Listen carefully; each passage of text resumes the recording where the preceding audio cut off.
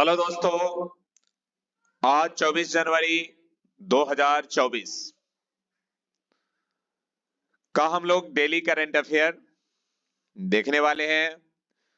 तो सबसे पहले चलते हैं,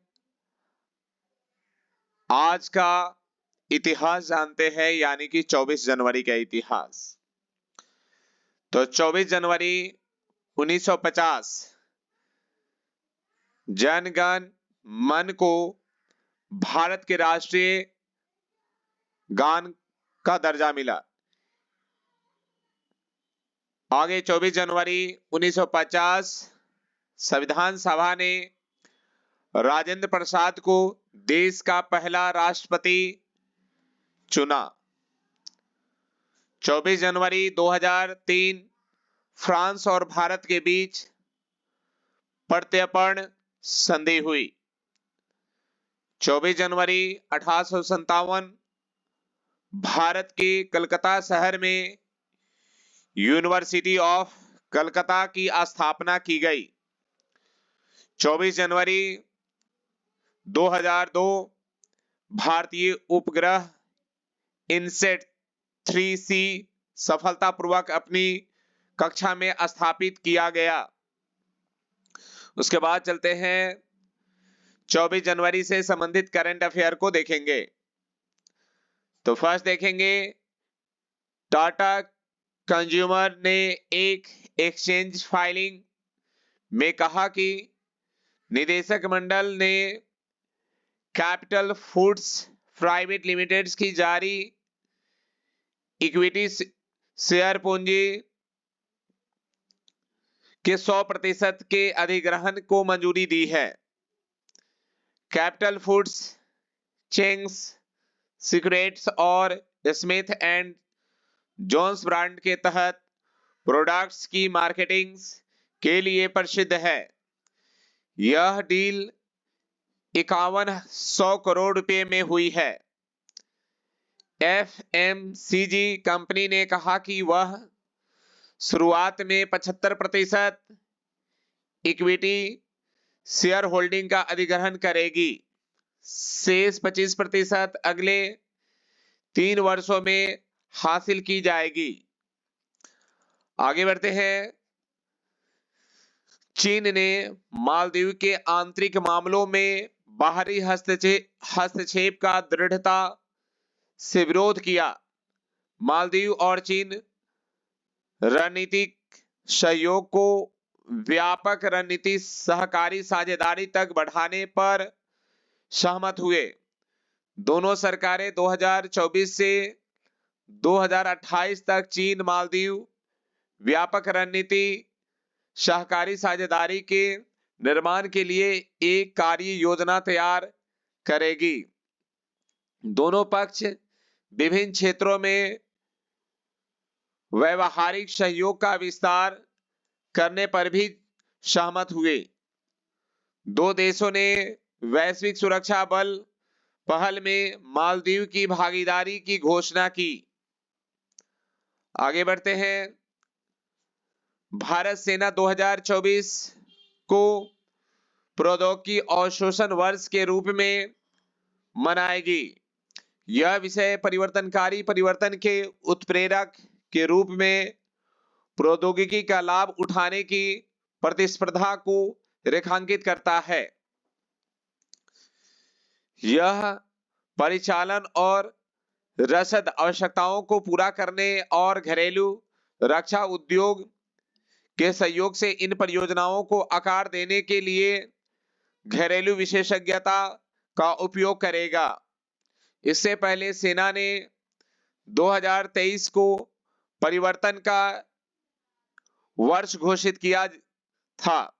भारतीय सेना के जवानों को प्रौद्योगिकी का लाभ उठाने और संस्थागत प्रक्रियात्मक और तकनीकी उपायों के माध्यम से साइबर डोमेन का प्रभावी ढंग से दोहन करने के लिए प्रशिक्षित किया जा रहा है।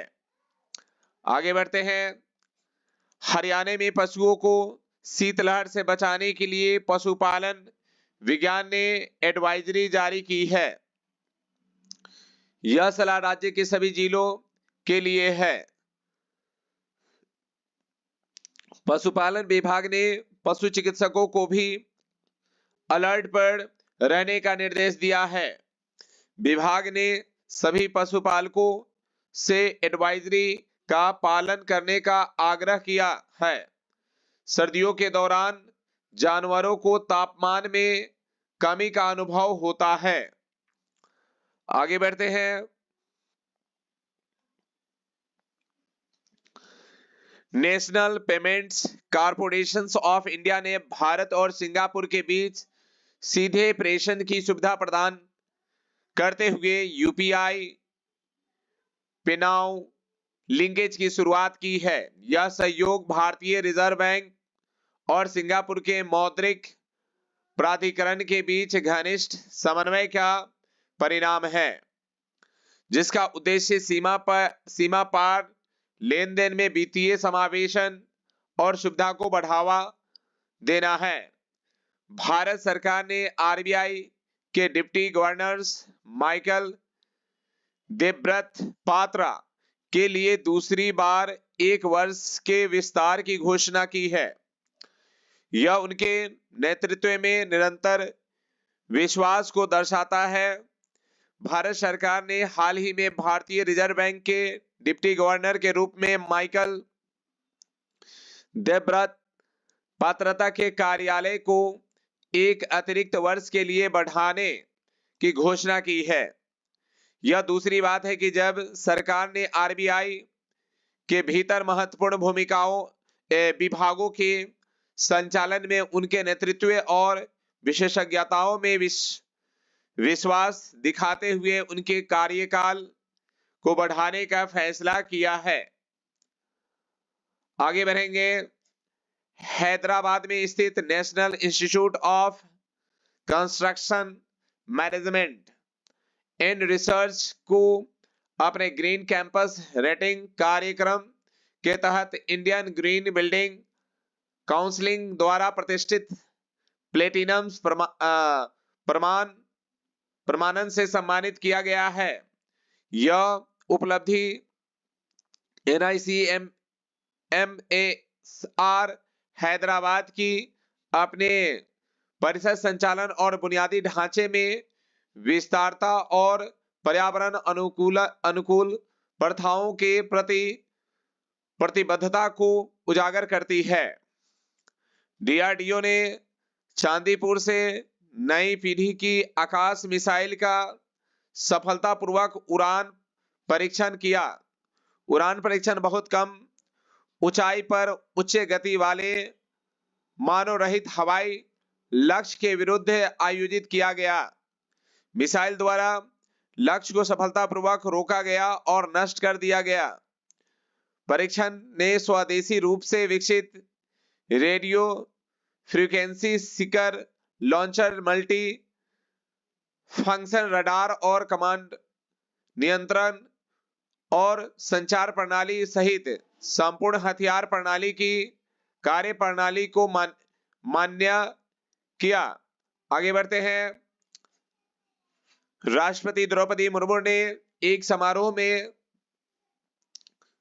उत्तरकाशी जिले के लोथरू गांव के बहादुर पर्वतारोही सविता संवाल को मरणोपरांत तेनजिंग नोर्गे राष्ट्रीय साहसिक पुरस्कार प्रदान किया। आगे बढ़ते हैं और देखते हैं आगे राष्ट्रीय व अंतर्राष्ट्रीय करंट अफेयर, जिसमें फर्स्ट देखेंगे राष्ट्रीय बालिका दिवस हर साल कब मनाया जाता है। तो राष्ट्रीय बालिका दिवस हर साल 24 जनवरी को मनाया जाता है। आज ही के दिन राष्ट्रीय बालिका दिवस के रूप में हर साल 24 जनवरी को भारत में अधिकांश लड़कियों द्वारा सामना की जाने वाली असमानताओं, शिक्षा के महत्व, पोषण, कानूनी अधिकारों, चिकित्सा देखभाल और बालिकाओं की सुरक्षा आदि को उजागर करने के लिए राष्ट्रीय बालिका दिवस मनाया जाता है। आगे बढ़ेंगे। अंतर्राष्ट्रीय शिक्षा दिवस प्रतिवर्ष कब मनाया जाता है? तो ये भी जो है आज ही के दिन यानी 24 जनवरी के दिन हर साल दुनिया भर में 24 जनवरी को अंतर्राष्ट्रीय शिक्षा दिवस मनाया जाता है। इस दिन का मुख्य उद्देश्य है विश्व में शिक्षा के महत्व और विकास के बारे में जागरूकता लाना। हमारे जीवन में शिक्षा का बहुत महत्व है। एक शिक्षित व्यक्ति हर जगह सम्मान पाता है। शिक्षा सबका मौलिक अधिकार है, लेकिन आज भी देश के कई कोनों में लोग शिक्षा से वंचित रह जाते हैं। आगे बढ़ते हैं। क्वेश्चन नंबर 3 देखेंगे। हाल ही में BRO श्रमिकों के लिए बीमा योजना को मंजूरी किसने दी है? तो ये जो है राजनाथ सिंह ने दी है। भारत के रक्षा मंत्री राजनाथ सिंह ने हाल ही में सीमा सड़क संगठन द्वारा नियोजित आकस्मिक श्रमिकों को बीमा कवर प्रदान करने के उद्देश्य से एक अभूतपूर्व योजना को मंजूरी दी है। यह कदम दूर दराज और खतरनाक क्षेत्रों में इन श्रमिकों द्वारा किए जाने वाले चुनौतीपूर्ण कार्यों से जुड़े अंतर्निहित जोखिमों को संबोधित करने के लिए बनाया गया है। आगे बढ़ते हैं। क्वेश्चन नंबर 4 को देखेंगे। हाल ही में यूक्रेन और किस देश ने महत्वपूर्ण सुरक्षा समझौते पर हस्ताक्षर किए हैं?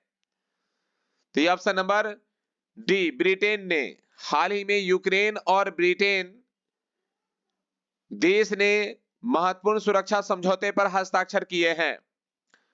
जेलेंस्की ने कहा कि 10 साल के समझौते में निर्धारित गारंटी तब तक रहेगी जब तक यूक्रेन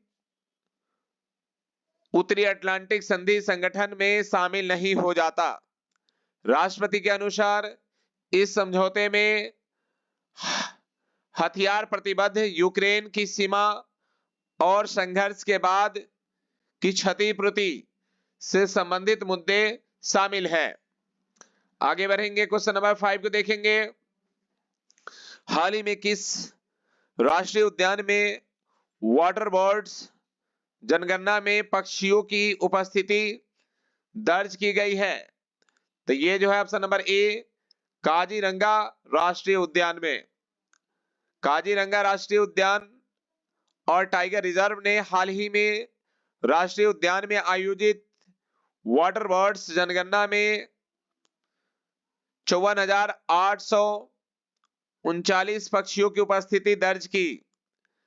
राष्ट्रीय उद्यान में 84,839 पक्षियों की उपस्थिति पिछली गणना के बाद से 27% की वृद्धि हुई है।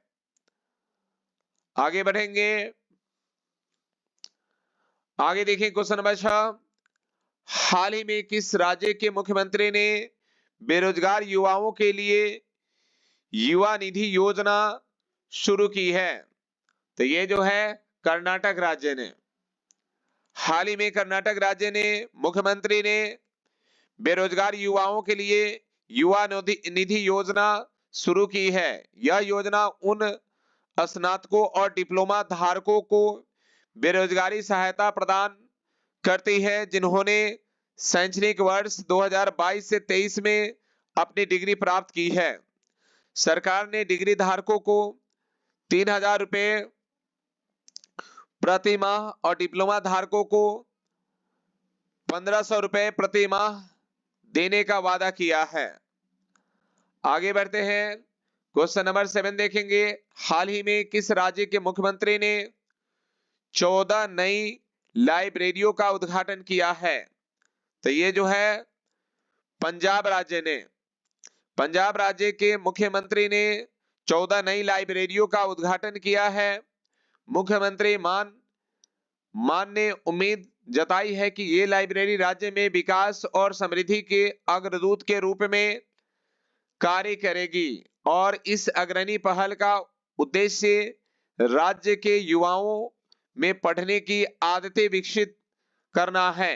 उन्होंने कहा कि यह कदम युवाओं को सशक्त बनाने और उन्हें राज्य के सामाजिक आर्थिक विकास में बराबर का भागीदार बनाने में अहम भूमिका निभाएगा। आगे बढ़ते हैं, क्वेश्चन नंबर 8 को देखेंगे। हाल ही में एशियाई शूटिंग चैंपियनशिप 2024 में महिलाओं की 25 मीटर पिस्टल स्पर्धा में रिदम संगवान ने कौन सा पदक जीता है? तो ये जो है कांस्य पदक जीता है। कौन सा पदक जीता है? कांस्य पदक। रिदम सांगवान ने इंडोनेशिया के जकार्ता में एशियाई शूटिंग चैंपियनशिप 2024 में महिलाओं की 25 मीटर पिस्टल स्पर्धा में कांस्य पदक के साथ भारत के लिए पेरिस 2024 ओलंपिक कोटा हासिल कर लिया है। भारत ने पेरिस में आयोजित होने वाले आगामी ओलंपिक के लिए 16 शूटिंग कोटा हासिल करने एक नए कारनामों को अंजाम दिया है। आगे बढ़ते हैं, क्वेश्चन नंबर 9 को देखेंगे। हाल ही में डीआरडीओ ने नई पीढ़ी की आकाश मिसाइल का सफल परीक्षण कहां किया है? तो ये जो है उड़ीसा में किया है। Option number A. रक्षा अनुसंधान एवं विकास संगठन ने एकीकृत परीक्षण रेंज चांदीपुर ओडिशा के तट पर नई पीढ़ी की आकाश मिसाइल का सफलतापूर्वक परीक्षण करके एक प्रमुख उपलब्धि को चिन्हित किया है। रक्षा अनुसंधान एवं विकास संगठन ने नई पीढ़ी की आकाश मिसाइल के सफल उड़ान परीक्षण के साथ एक महत्वपूर्ण उपलब्धि हासिल की है। आगे बढ़ते हैं, क्वेश्चन नंबर 10 की बात करेंगे। हाल ही में किसे यूपीएससी के सदस्य के रूप में नियुक्त किया गया है? तो ये जो है ऑप्शन नंबर सी, सीलवर्धन सिंह को। सरकार ने सीलवर्धन सिंह को संघ लोक सेवा आयोग का सदस्य नियुक्त किया गया है। वह केंद्रीय औद्योगिक सुरक्षा बल के पूर्व महानिदेशक है। संघ लोक सेवा आयोग के एक सदस्य की नियुक्ति भारतीय संविधान के अनुच्छेद 316 के तहत राष्ट्रपति द्वारा की जाती है। यूपीएससी सदस्य की सेवा शर्तें यूपीएससी विनियम्स 1969 द्वारा शासित होती है। तो इस तरह से आज का करंट अफेयर खत्म होता है और आप सभी को